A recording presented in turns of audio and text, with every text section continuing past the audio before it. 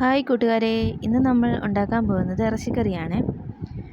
നല്ല രീതിയിൽ കഴുകിയെടുത്ത ഇറച്ചി 6-7 പ്രാവശ്യമെങ്കിലും കഴുകി വിനാഗിരിയിലൊക്കെ ഉപ്പും വിനാഗിരി ഇട്ട് കഴുകിയാൽ ഒന്നുകൂടെ നല്ലതാണ്. അപ്പം നന്നായി കഴുകിയെടുത്ത ഇറച്ചിയിലേക്ക് നമുക്ക് രണ്ട് ടീസ്പൂൺ കാശ്മീരി മുളക് പൊടി, മഞ്ഞൾപ്പൊടി, അതുപോലെ ഉപ്പ്, മസാല, പെരുംജീരകം ഇത്രയും ചേർത്ത് നമുക്ക് ഒന്ന് പുരട്ടി വെക്കാം. അത് നന്നായിട്ട് എല്ലാ ഉപ്പും മഞ്ഞളും എല്ലാം ഇറച്ചിയിൽ പിടിക്കത്തക്കവണ്ണം നന്നായി തിരുമ്മി കൊടുക്കുക. എന്നിട്ട് കൂടെ കരിയാപ്പിലയും കൂടെ വിതറി നമുക്ക് നല്ലൊരു കുക്കറിൽ വെച്ച് വേവിക്കാവുന്നതാണ്. കുക്കർ അടുപ്പേ വെച്ച് 7 വിസിൽ കേട്ട് 8ാമത്തെ വിസിൽ പോകുന്നതിന് മുമ്പ് സ്റ്റൗ ഓഫാക്കുക. പിന്നെ ഇറച്ചിയുടെ വേവ് പോലെ ഇരിക്കും. ചില ഇറച്ചിയാണെങ്കിൽ നല്ല വേവുള്ള ഇറച്ചിയായിരിക്കും. പിന്നെ നിങ്ങളുടെ കയ്യിലുള്ള കുക്കറിൻ്റെ പ്രത്യേകത, പുതിയ കുക്കറൊക്കെ ആണെങ്കിൽ ഇത്രയും വേവിക്കേണ്ടി വരത്തില്ല. അപ്പം അത് പഴയ കുക്കറൊക്കെ ആകുമ്പം ചെറു തീയിൽ 7-8 പ്രാവശ്യമെങ്കിലും വിസിൽ കേൾക്കത്തക്കവണ്ണം വെക്കണം. ഇനി നമുക്ക് സ്റ്റൗ കത്തിച്ച് ചീനിച്ചട്ടി അടുപ്പിൽ വെക്കുക. ചീനിച്ചട്ടിയിൽ ആവശ്യത്തിന് വെളിച്ചെണ്ണ ഒഴിക്കുക. എണ്ണ ചൂടായതിന് ശേഷം നമുക്ക് ഇതിനാവശ്യമുള്ള തേങ്ങ വറുത്തെടുക്കുക. 1 മുറി തേങ്ങയാണ് ഇവിടെ എടുത്തേക്കുന്നത്. തേങ്ങ വറുത്ത് കോരിയതിന് ശേഷം ആ ചട്ടിയിൽ തന്നെ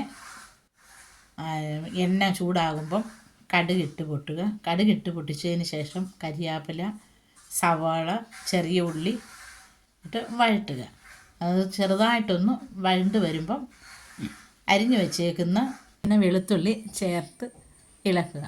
അതൊന്ന് വഴണ്ട് വരുമ്പം അരിഞ്ഞു വെച്ചിരിക്കുന്ന ഇഞ്ചി ചേർക്കാവുന്നതാണ്. നന്നായിട്ട് ഇതെല്ലാം ഒന്ന് മൂത്ത് വരുന്നത് വരെ ഇളക്കിക്കൊണ്ടിരിക്കുക ചെറിയ തീയിൽ.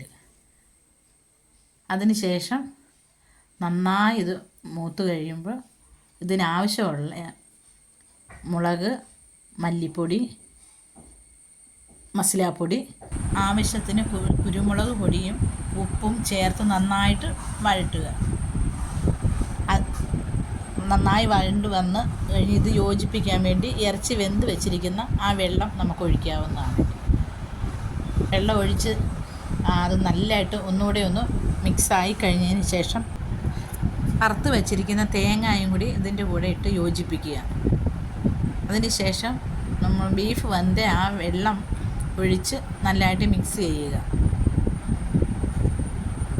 ഇതൊന്ന് തിള വന്ന് കഴിയുമ്പോൾ വെന്ത ബീഫും കൂടി ഇട്ട് യോജിപ്പിക്കുക.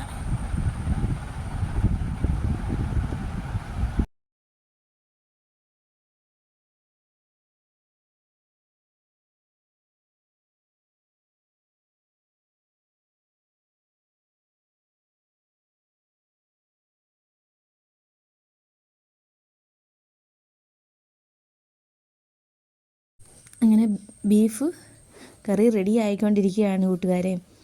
നന്നായി ഇളക്കി കൊടുക്കണം.